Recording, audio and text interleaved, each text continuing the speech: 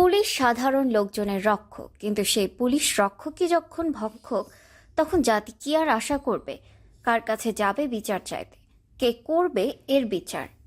জানা যায়, খুলনায় পিবিআই পরিদর্শক মঞ্জুরুল আহসান মাসুদের বিরুদ্ধে এক কলেজ ছাত্রীকে ভোগ করার অভিযোগ উঠেছে। রোববার সকালে এই ঘটনা ঘটে। পরে দুপুরে ভুক্তভোগী কলেজ ছাত্রীকে নিয়ে ঘটনাস্থল পরিদর্শন করে পুলিশ। এতে পুলিশ ঘটনাস্থল পরিদর্শন করে ধর্ষণের প্রাথমিক সত্যতা পেয়েছে বলে জানিয়েছেন সংশ্লিষ্ট কর্মকর্তারা। ধর্ষণের শিকার কলেজ ছাত্রীকে ডাক্তারি পরীক্ষার জন্য খুলনা মেডিকেল কলেজ হাসপাতালের ওয়ান স্টপ ক্রাইসিস সেন্টারে পাঠানো হয়েছে। পুলিশ ও স্থানীয় সূত্রে জানা গেছে, কলেজ ছাত্রী ওই মেয়ের বাড়ি খুলনা ডুমুরিয়া উপজেলায়। তিনি 2021 সালে এইচএসসি পাশ করেন। সামাজিক যোগাযোগ মাধ্যম ফেসবুকের ছবি সংক্রান্ত একটি সমস্যা নিয়ে 5 দিন আগে পিবিআই ইন্সপেক্টর মাসুদের কাছে যান ওই ছাত্রী। তাদের মধ্যে এ ব্যাপারে কয়েকদিন ধরে যোগাযোগ চলছিল।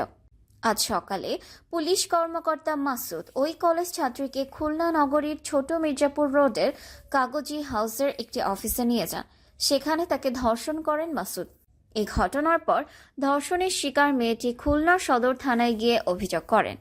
পরে ওই মেয়েটিকে নিয়ে খুলনা মেট্রোপলিটন পুলিশের উপপুলিশ কমিশনার সোনালী সেন, সহকারী কমিশনার খুলনা জোন ইয়াজিদ ইবনে আকবর ও খুলনা থানা ভারপ্রাপ্ত কর্মকর্তা ওসি হাসান আল মামুনের নেতৃত্বে পুলিশ কর্মকর্তারা ঘটনাস্থলে যান। এ সময় অফিসটি তালাবদ্ধ থাকায় পুলিশ কর্মকর্তারা তালা ভেঙে অফিসের কক্ষে প্রবেশ করেন।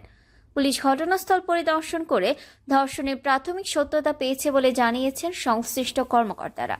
খুলনা মেট্রোপলিটন পুলিশের কেএমপি উপপুলিশ কমিশনার সাউথ সোনালী সেন বলেন, ফেসবুকে মেয়েটির ছবি শেয়ার সংক্রান্ত সমস্যা নিয়ে পিবিআই ইন্সপেক্টর মঞ্জুরুল আহসান মাসুদের কাছে আসেন।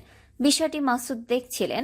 আজ সকালে নগরীর ডাকবাংলা এলাকা থেকে মেয়েটি মাসুদের মোটরসাইকেলে করেই ওই প্রতিষ্ঠানে যায়। পরে এই ঘটনা ঘটেছে বলে মেয়েটি অভিযোগ করেছে। ঘটনা জানার পরপরই আমরা ঘটনাস্থল পরিদর্শন করেছি। অফিস তালাবদ্ধ থাকায় পরে তালা ভেঙে প্রবেশ করা হয়। সেখানে কিছু আলামত পাওয়া গেছে। ঘটনার পর থেকে মাসুদের মোবাইল নাম্বার বন্ধ এবং তিনি পলাতক রয়েছেন। এইরকম আরও তথ্য পেতে আমাদের চ্যানেল ইউনিফর্ম টিভির সাথে থাকুন। আর যদি সাবস্ক্রাইব না করে থাকেন তাহলে এখনই সাবস্ক্রাইব করুন আর ভিডিওটি লাইক এবং শেয়ার করুন।